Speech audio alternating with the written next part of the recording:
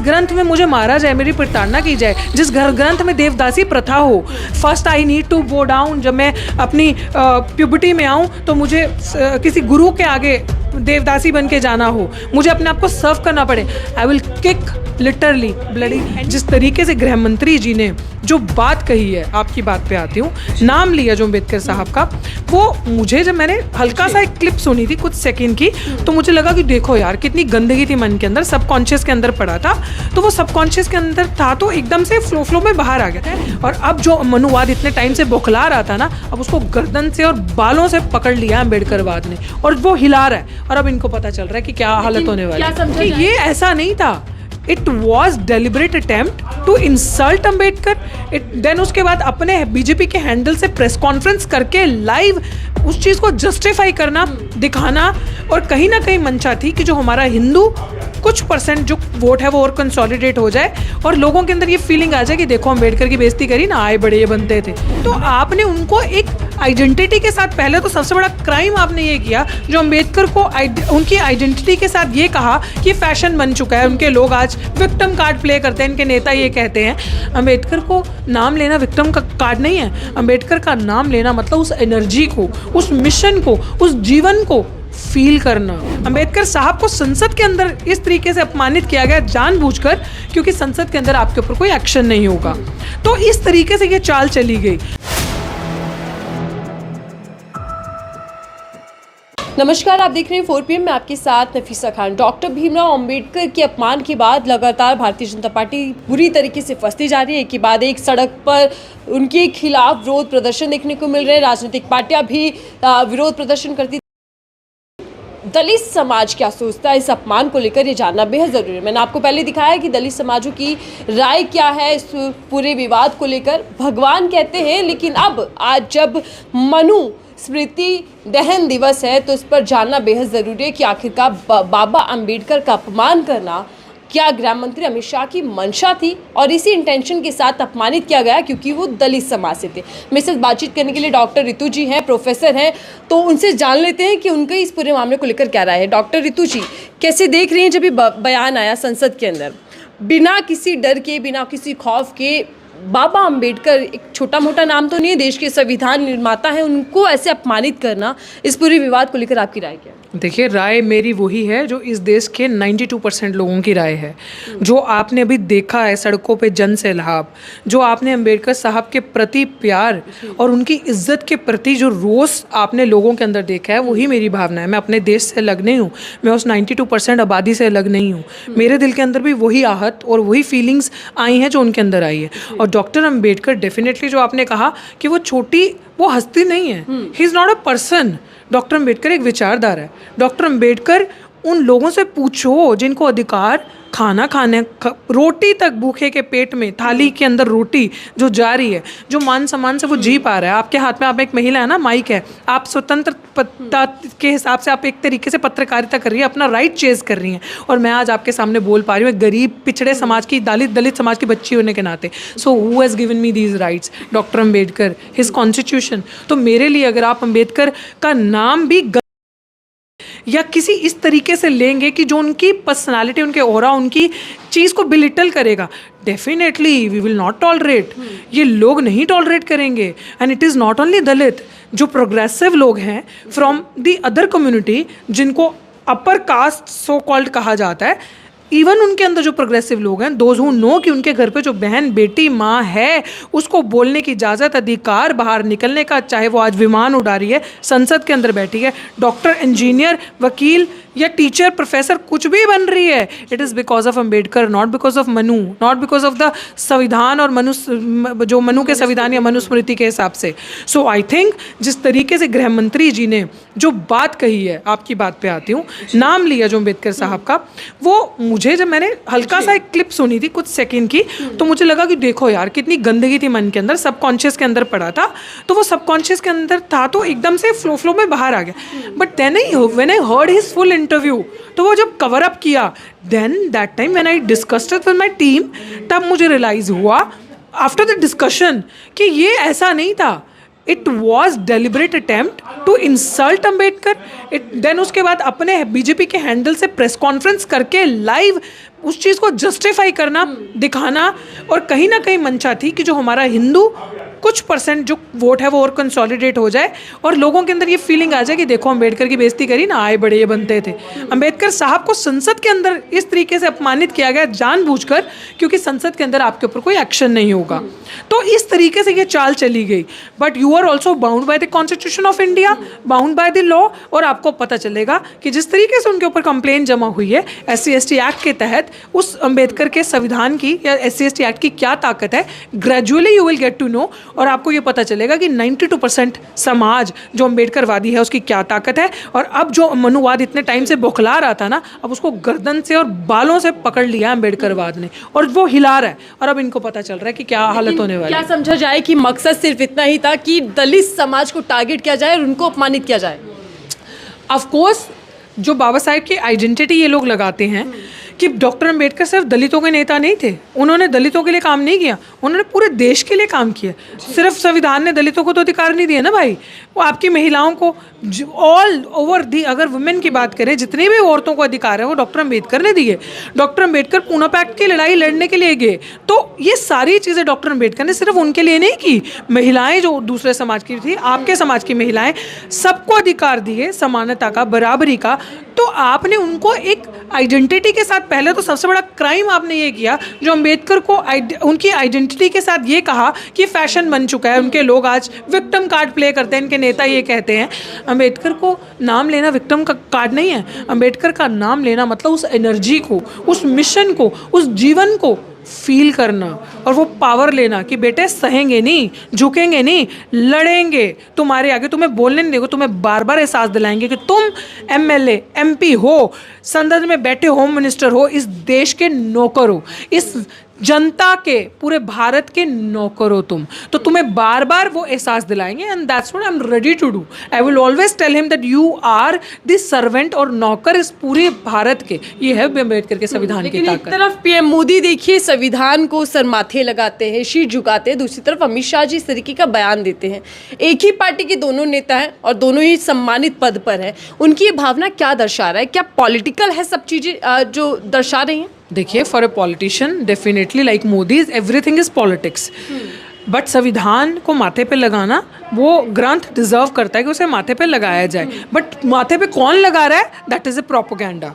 वो प्रोपोगेंडा है कि मुंह में राम राम बगल में छुरा। वो प्रोपोगेंडा है बेटी बचाओ, बेटी पढ़ाओ, बेटी बचाओ। कितनी बेटियां पढ़ गई, कितनी बेटियां बच गई? वो प्रोपोगेंडा है कि विश्व गुरु बनेगा और देश में बच्चे गरीबी भूखमरी में देश अपने साथ की नेबरिंग कंट्री से आगे दौड़ रहा है, उनको पिछाड़ रहा है भूखमरी में। वो विचारधारा है जो ये कहता है कि भैया 5 किलो राशन पे आपने सबको मोहताज कर दिया। वो दिखावा है जो आपको ये बताता है कि 2 करोड़ रोजगार देंगे और दो सरकारी नौकरी के लिए, एक क्लर्क की जॉब के लिए लाखों लोग फॉर्म भर के बैठे हैं और कहीं नौकरी नहीं है, कहीं रोजगार नहीं है। वो डंका बजता है विश्व में। शर्म आनी चाहिए। डंका अगर असली बजता है ना तो ना ही देश में, विदेश में भी डंका डॉक्टर अंबेडकर का बजता है। He should not forget this. And now 92% population of this country has given Mr. Modi a right lesson and Amit Shah को भी कि गुंडागर्दी नहीं चलेगी, देश मनु से नहीं चलेगा, देश चलेगा तो बाबा साहेब भीमराव अंबेडकर के संविधान से। और वो नज़ारा इन्होंने देख लिया। लेकिन रितु जी, एक तरफ देखते हैं हम कि गांधी जी को, महात्मा गांधी जी को ये कह दिया जाता है कि उनको जानता कौन था फिल्म आने से पहले। एक तरफ अंबेडकर जी का बयान ऐसे दे देना, अपमानित कर देना संसद के अंदर। क्या समझा जाए कि बीजेपी जिस कार्यकाल में है, 30वां कार्यकाल उनका चल रहा है, उनकी कोशिश क्या है संविधान को या उन महान हस्तियों को मिटाने की जो देश के लिए जाने पहचाने जाते हैं, पूजे जाते हैं? देखिए, आई डोंट नो, मैं महात्मा गांधी जी पे कोई टिप्पणी नहीं करती, पर जितना मैंने उनके बारे में पढ़ा, definitely I would also agree कि Mahatma Gandhi was not a mahatma for us, he was never. Maybe जिन लोगों ने उन्हें प्रॉपरली पढ़ा नहीं है, for them it is a mahatma, but he was a shrewd जिसे कहते हैं politician, and he was a very cunning person that believed in a strategy या विचारधारा जो वर्ण आश्रम की विचारधारा थी, जो जातिवाद की विचारधारा थी, कि किस तरीके से कंस्ट्रक्शन और हायरार्की जो है जाति की मेंटेन की जाए और जाति बनी रहे। So for me I will also not consider everything, क्योंकि महात्मा गांधी अगर स्ट्रैटेजी शरारत नहीं करते तो पूना पैक्ट के लिए बाबा साहेब कितना लड़े थे, कितनी सारी चीज़ों के लिए, सेपरेट इलेक्टोरेट के लिए बाबा साहेब लड़े थे। तो आज ये चीज़ें नहीं होती अगर उन्होंने शरारत नहीं की होती। सो उनको हटा दो। Coming back to the point of Ambedkar, definitely BJP सरकार का पूरा आइडिया है, अगर हम दूसरे तरीके से बात करें ऑन द कॉन्ट्रेरी, कि जितने भी लोग महान हैं उनको बिलिटल करके उनको छोटा दिखाया जाए और मोदी जी को बड़ा दिखाया जाए। हम उनको लाएंगे जो राम को लाया था, ऐसे तो नहीं आया। ये चीज़ है ना, तुम्हारी औकात क्या है भगवान को लाने की? If it is a god, who are you? है यूर, ये स्वर्ग मिल जाएगा। And now again you are repeating the same thing in a sansad कि इतने बार अगर नाम लिया होता तो आप स्वर्ग, फॉर व्हाट इज द परिभाषा ऑफ स्वर्ग यार? स्वर्ग का मतलब समानता, दलित पिछड़े आदिवासी 92%। स्वर्ग का मतलब बहन बेटी बची रहे, बहन बेटी 6 बजे के बाद सर उठा के जा पाए। स्वर्ग का मतलब किसी बहन बेटी का रेप करके किसी को काट ना दो, मार ना दो। स्वर्ग का मतलब कि हर भूखे के पेट में रोटी हो। स्वर्ग का भूखे पेट तो भजन में नहीं होता। कैसे उसको स्वर्ग में तुम भेजोगे जिसके पास पेट में खाना खाने को नहीं है? भूखमरी से जो मर रहा है, सड़कों पर रेड लाइट पे गरीबों की बच्चियां देखो भीख मांगते हुए, उनको स्वर्ग क्या समझ आएगा? उसको जब आप रोटी दोगे ना, 10 रुपये दोगे, उसके लिए वो स्वर्ग है। उसको जब आप जो कोई पढ़ना चाहता है ना, शिक्षा लेना चाहता है, ग्रहण करना, उसको आप स्कूल में डालोगे ना, उसका खर्चा आप उठाओगे, उसके लिए वो स्वर्ग है। तो ब्लडी विच स्वर्ग यू आर टेलिंग अस? आपने उनके अनुयायियों के लिए, अम्बेडकर के बच्चों के लिए उनका जीना हराम कर दिया इस धरती पे आज के टाइम पे। और आप त्रिलोक परलोक की बात कर रहे हो उनके लिए। आज तो वो सांस लेके जी नहीं पाते। आज उनके बच्चों के रेप होते हैं और आप रेपिस्ट के साथ खड़े होते हो। आप कुलदीप सेंगर जैसे लोगों को बचाते हो, उनके साथ खड़े होते हो। You are telling us the परिभाषा ऑफ स्वर्ग। उनके लोगों के नर्क बना दिया। वो बच्चे पढ़ना चाहते हैं, रिजर्वेशन खत्म कर दिया। वो लोग नौकरियां करना चाहते हैं, सारी सरकारी जो बाबा साहब ने रिजर्वेशन दिया, उनके रिजर्वेशन को खत्म करके सारा चीजें प्राइवेटाइज कर दी। And you are telling me bloody the परिभाषा of swarg? Keep it to yourself. PM Modi कहते हैं कि बटेंगे तो बांटने वाला खुश होगा, इसलिए एकजुट रहना है, जातियों में नहीं बटेंगे। नोएडा पे अगर आप एंटर करती कुछ दिन पहले, वो पोस्टर इन्होंने नीचे उतार दिया तो ऊपर लिखा हुआ था कि बटेंगे तो कटेंगे। whom you are hinting कटेंगे? Are you targeting a particular population? Are you targeting the Muslims of this country? जिनका तुमसे, तुम्हारे गद्दारों, ज़्यादा कंट्रीब्यूशन है देश की आज़ादी में, जिन्होंने कभी सर नहीं झुकाया, जो डॉक्टर अम्बेडकर के साथ ढाल बन के खड़े रहे। यू आर टेलिंग देम, तो तुम एक विभाजन हमारे बीच में विद इन कम्युनिटी क्रिएट कर रहे हो, डिसहार्मनी। सो तुम्हारी ये चालें चलने वाली नहीं है। We are one, we love this nation, we will abide by the constitution of this country, और हम जैसे हैं वैसे चलेंगे। हम नहीं इनके, मैं तो जनता को यही कहती हूँ, इनके फेक एजेंडा पे नहीं चलो। इनके 131 MLA जो दलित समाज से गए हैं वहाँ पे, they are the big dalals sitting there. वो खूटे से बांधे हुए, गले में चेन डाले हुए पपेट्स कुत्ते हैं, जिनको रोटी देंगे तो मालिक के सामने पूंछ हिलाएंगे, they will wag their tail, otherwise they will not speak a single word. So I believe कि जनता समझदार है। और अभी तो आपने ट्रेलर देखा है अम्बेडकर का, गंदे तरीके से, इस तरीके से मिसलीडिंग तरीके से लोगों को करके नाम लेने का। But don't you just stay in an illusion. Picture देखनी है बाकी तो तैयार रहना जो आपके आगे की स्ट्रैटेजीज हैं। लेकिन क्या इस बयान से बीजेपी को सियासी नफा नुकसान भी होगा? नुकसान होगा डेफिनेटली। उनका एक्चुअली 1% जो हिंदू वोट है, जिनकी मनुवादी विचारधारा है, वो कंसोलिडेट हो गया। और बट जिनके अंदर अम्बेडकर को लेके प्यार है, जो अम्बेडकरवादी, जो समानता की बात करते हैं, हो सकता है कोई ब्राह्मण भी हो, लेकिन उसकी विचारधारा अगर अम्बेडकर राइट है तो उसको सल्यूट किया जाएगा। वो भी चला जाएगा इनसे कि भैया ये क्या बोल रहा है? अम्बेडकर ने तो मेरी बीवी को, मेरी बच्ची को, मेरी बीवी आज जहाज चला रही है, पायलट है, मेरी बच्ची जहाज चला रही है तो अम्बेडकर की वजह से। मेरी बीवी आज संसद में, बच्ची बैठी है, बहन बैठी है, चला रही है संसद में, मेंबर पार्लियामेंट बन के, it is because of doctor Ambedkar. तो वो अम्बेडकर जो वो इनके अगेंस्ट हो गए भाजपा के, और डेफिनेटली 92% तबका तो है ही अगेंस्ट, है ना। मैं आखिरी सवाल आपसे ले रही हूँ, क्योंकि आज मनुस्मृति दहन दिवस है। क्या ये कोशिश की जा रही है कि देश के अंदर मनुस्मृति को लागू किया जाए, स्थापित किया जाए? क्या इसी दिशा में सरकार आगे? एब्सोल्युटली मनुस्मृति को लागू किया जाए, वर्ण आश्रम दोबारा लाया जाए, ये देश बाबा साहेब के संविधान से नहीं, मनु के संविधान से चलाया जाए, ये पूरी कोशिश की जा रही है। और कुछ 3% लोग जो हैं मनुवादी विचारधारा वाले, ब्राह्मणिज्म को फॉलो करने वाले, आइडियोलॉजी जो ब्राह्मण नहीं ब्राह्मणवाद को फॉलो करने वाले, जो छुआछूत, ऊपर नीच, ऊंच की नीच की बात करता है, जो कहता है कि इन लोगों को पढ़ने का, बोलने का, आगे आने का अधिकार ना हो, उन लोगों की विचारधारा आगे आए, वो लोग आगे आए।